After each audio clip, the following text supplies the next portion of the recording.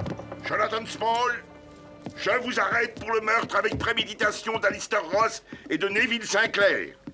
Oui, je reconnais que je suis responsable de leur mort à tous les deux. Dites-moi une seule chose.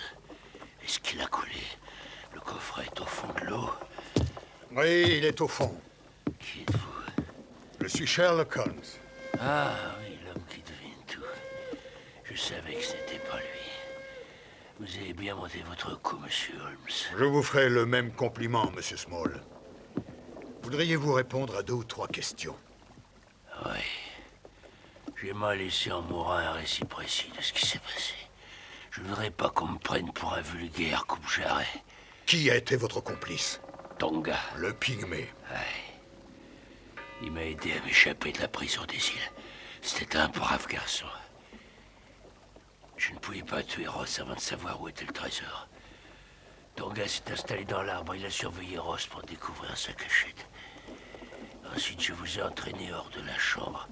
Et Tonga a eu le champ libre.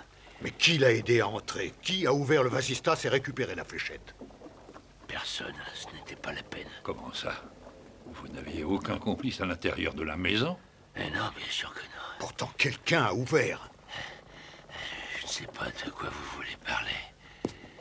Et la malédiction? Celui qui violerait son serment mourrait par la main d'un des autres. Et son exemplaire du pacte serait placé sur sa poitrine après son meurtre. C'est pour ça que vous avez mis celui de Sinclair sur le mort. Mais pas du tout. Comment ça? Non. Il a tourné les yeux, il est mort. Le papier était par terre tout près de lui. Vous n'avez pas commis ce crime? Non. Non, je le jure. Mais Seigneur Dieu, Small, mais qu'est-ce que vous avez fait? Il s'est poignardé.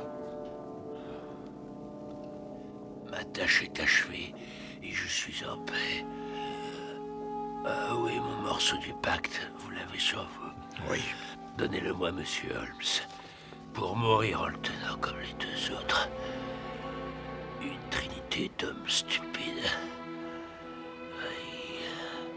Des fous qui se sont unis par le sang.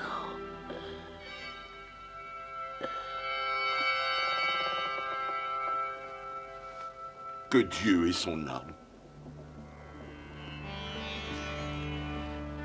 Voilà. Il m'a dit ce qu'il savait, mais ça ne suffit pas. Il y a encore autre chose. Oui, autre chose.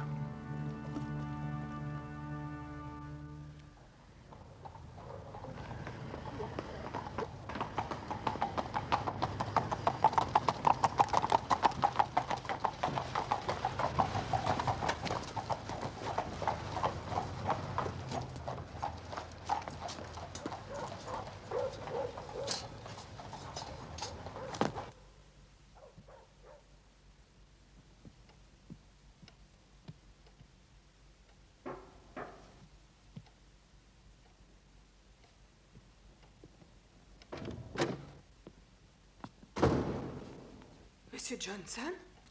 Où est Holmes? Il n'est pas ici. Je pense qu'ils ne vont pas tarder. C'est bien comme ça. C'est à vous que je voulais parler, mademoiselle. Ah oui.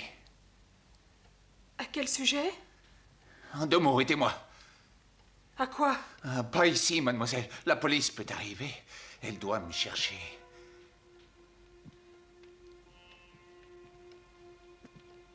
Mais qu'est-ce que je peux faire? J'aimerais que vous veniez avec moi dans une des pièces de derrière, pour être tranquille.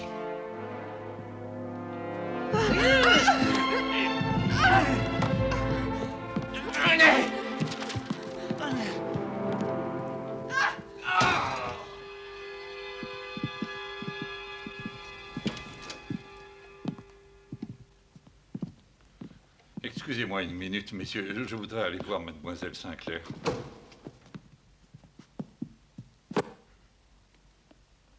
Holmes, vous n'avez pas dit un mot. On n'a plus qu'à arrêter Johnson et l'enquête est terminée. Ah oui. Il me semble que tout a été trop simple pour nous. Je ne suis pas encore arrivé à une conclusion satisfaisante. J'y suis arrivé. Et toutes les preuves la confirment. Regardez les faits, Holmes. Johnson était présent aux 2 meurtres. Il a ouvert la fenêtre de la maison pour aider le pygmée. Il a détourné la police de la fumerie d'opium pour aider Small. Cette fois, vous êtes obligé d'admettre que c'est moi qui ai de l'avance sur vous, même si ça froisse votre orgueil. Quel était ce bruit? Oh, c'était le cocorico de victoire de notre ami l'inspecteur. Comment va mademoiselle Sinclair? Oh, elle s'est endormie. J'avoue que je me sens assez nerveux. Ce pauvre garçon m'a impressionné avec son récit. Small, pourquoi ça? Il m'a semblé qu'il nous disait tout. Ah oui. Oui. Bon, ils attendent nos déclarations à Scotland Yard. Watson peut rester ici avec le coffret. Oui, je suppose qu'il ne risque rien dans la maison du roi des détectives.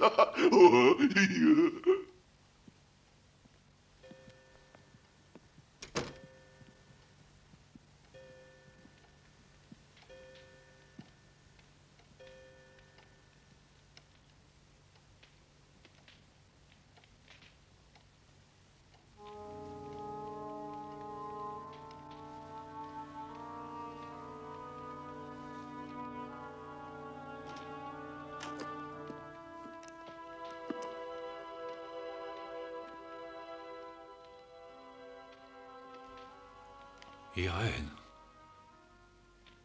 vous êtes magnifique. Mais cette robe... Merci, docteur. Elle me vient de ma pauvre mère. Je l'avais mise de côté pour une grande occasion. Comment ça? C'en est une. Mais ma chère, est-ce que vous vous sentez d'aplomb? L'opium a pu... Je me sens tout à fait d'aplomb, John. Ouvrez-le. Irène, j'aimerais vous dire quelque chose à propos de votre père. Ouvrez d'abord le coffret. Pourquoi pas? On a vu assez d'horreur au cours de cette soirée.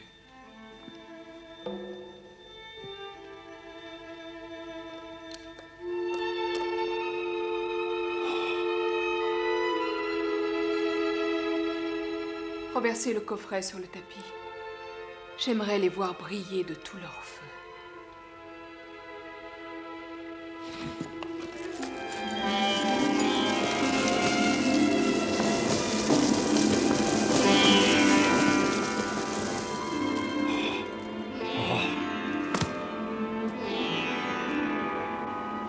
Regardez, c'est merveilleux. Posez-la.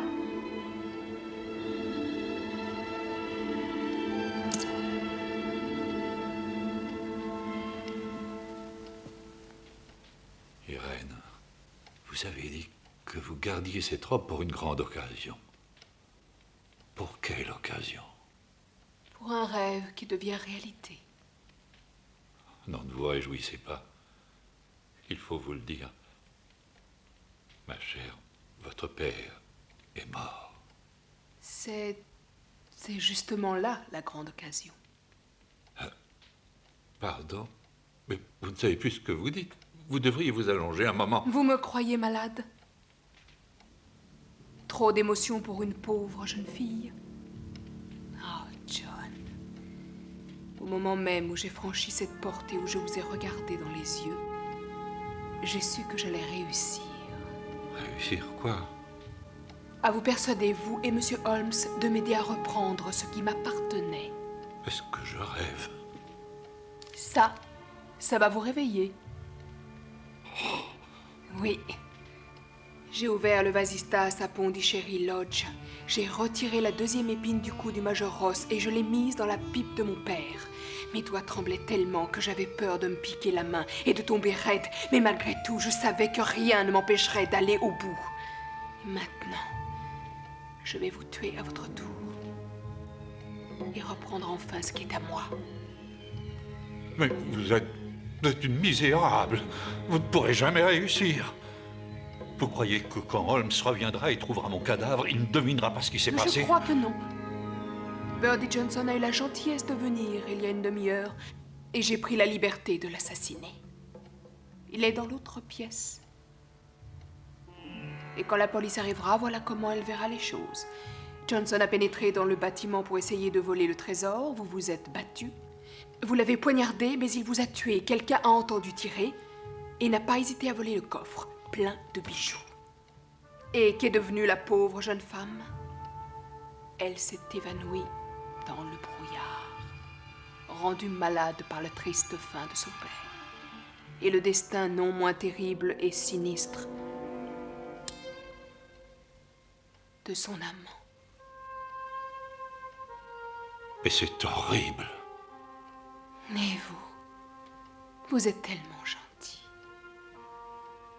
Vous avez été mon meilleur allié. Je n'aurais pu réussir sans vous, John. Ouais. Vous avez réussi. Et avec mon aide, et vous avez fait de moi un pantin aussi ignoble que vous-même. Oh, si votre contact doit être aussi fatal pour moi que pour les autres, donnez-moi un dernier baiser avec toute votre profonde haine. Et laissez-moi mourir.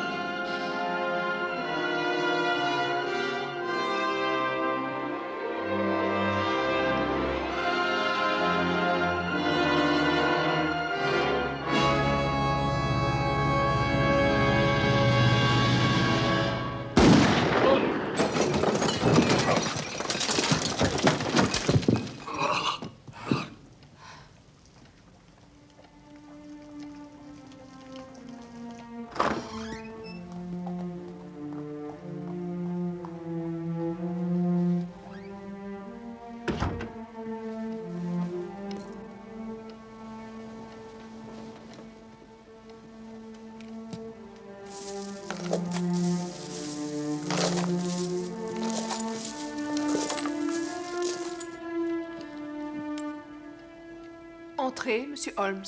Vous êtes seul? Oui. Lestrade se charge du transport du nouveau mort. Qui est mort? Small.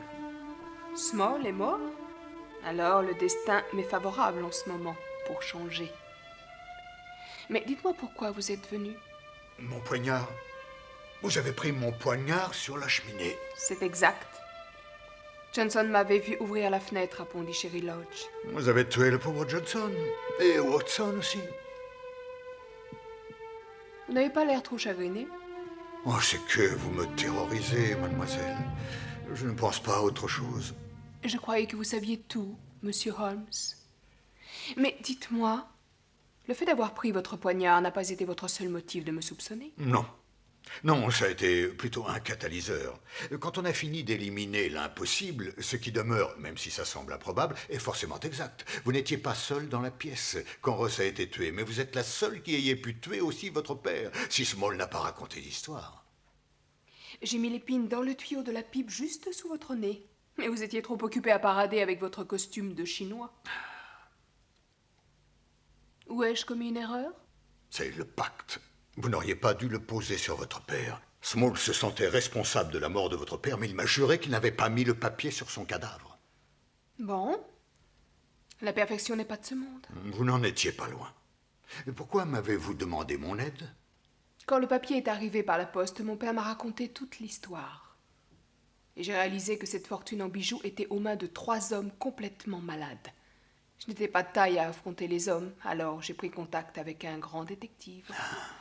Et j'ai pensé que, en le laissant trouver le trésor pour moi, pendant que je l'aiderais de mon mieux, j'éviterais la malédiction. Et aujourd'hui, c'est fini. Et un seul homme se dresse encore entre ce prodigieux trésor et moi. Et j'ai un revolver. Faites feu. Allez-y, mademoiselle Sinclair, je vous en prie. Tuez-moi.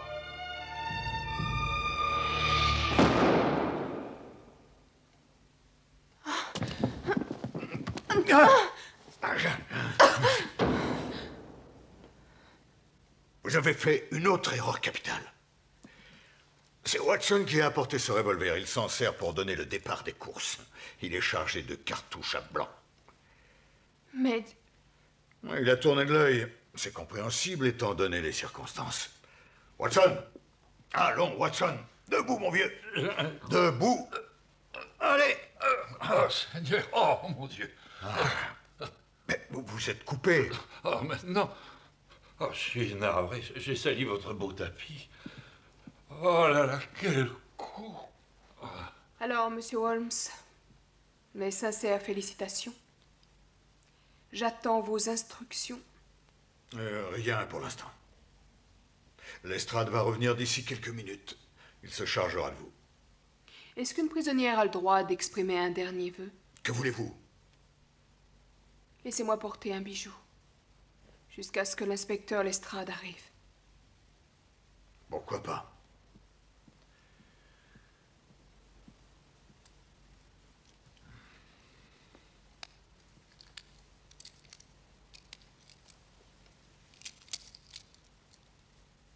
Merci, monsieur Holmes. Je suis contente.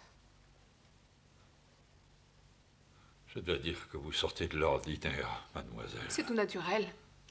La vengeance est une réaction normale. La vengeance contre votre père? Il a tué ma mère. Avec un pistolet, un poignard, une piqûre? Avec son égoïsme, l'opium et tous les tourments qui accompagnent le dernier stade de l'assujettissement à la drogue. La nature elle-même finit par devenir un bourreau. Elle torture le malheureux, elle enflamme ses veines, mord et tord le moindre de ses nerfs. Elle fait brûler sa pauvre tête et ne laisse aucun répit à son imagination hallucinée. Ma mère, de désespoir, a fini par se jeter sous un train. Ce n'est pas naturel de se venger de tout ce mal.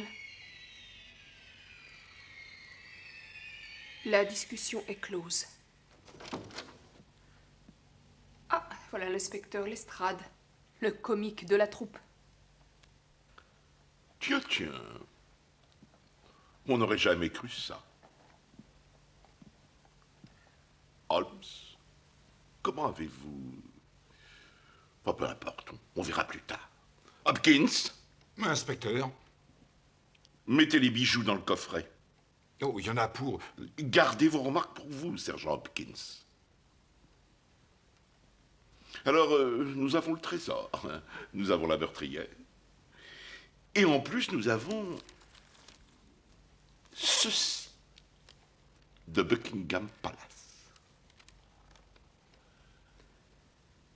Sa Majesté la Reine Victoria, impératrice des Indes, donnera audience à l'inspecteur Lestrade à 10 heures demain matin pour lui adresser les remerciements personnels et recevoir en même temps de ses mains le fabuleux trésor d'Agra. Mes félicitations. Oh, merci, Holmes, merci. J'aurai plaisir à informer Sa Majesté de votre précieuse collaboration dans cette affaire. Bien, à nous. Jeune fille. Il y a un autre mort dans la pièce voisine, Birdie Johnson. Hopkins.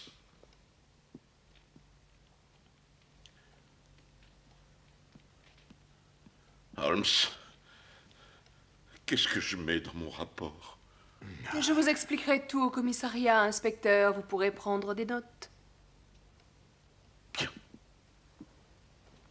Et quand vous verrez la reine demain matin, recommandez-lui bien d'être très prudente. Comment ça? Le trésor apporte la malédiction. Il a déjà détruit tous ceux qui se sont risqués à le toucher, depuis que le lépreux l'a apporté dans le fort d'Agra. Quoi? Vous croyez qu'il peut nuire à Sa Majesté et détruire l'Empire britannique lui-même? Remettez-le à la reine et vous verrez.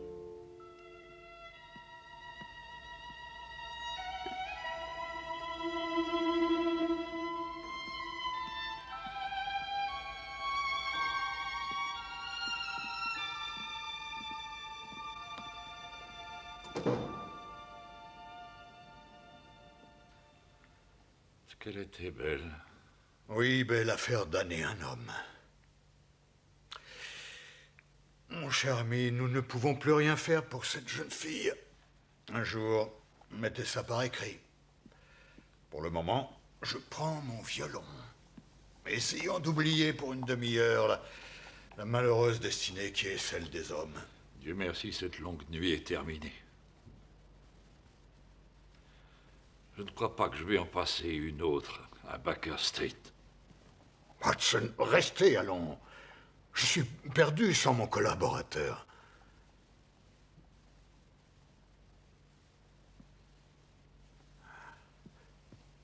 Mon ami.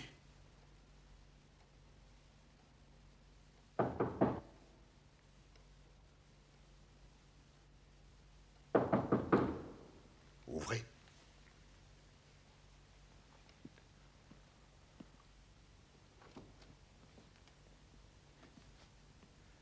Excusez-moi, messieurs. Je me présente, capitaine Mordecai Smith. Monsieur Sherlock Holmes? Oui. Et voici mon meilleur ami et collaborateur, le Dr. Watson. Vous avez eu une crise d'eczéma, capitaine Smith, et vous êtes arrivé de Sumatra par bateau sur le quai numéro 3 à 7h47. Oui, mais comment pouvez-vous... Sans importance. Vous devriez vous expliquer, vous êtes visiblement terrifié. Terrifié? Oui, monsieur Holmes. Mais c'est tout à fait normal. Vous me croyez complètement fou, n'est-ce pas? Mais si je vous raconte que j'ai vu un rat gigantesque, un rat aussi énorme qu'un gros chien loup, il a bondi de la poupe du navire ce matin, aussitôt après notre accostage, il a disparu dans les taudis du port. Oui, monsieur, et ce rat tenait dans ses... Il tenait dans sa gueule.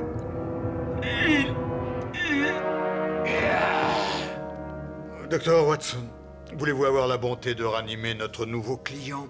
Je pense qu'il a eu une crise de fièvre de Namibie. Au travail, Watson. Les dés sont jetés.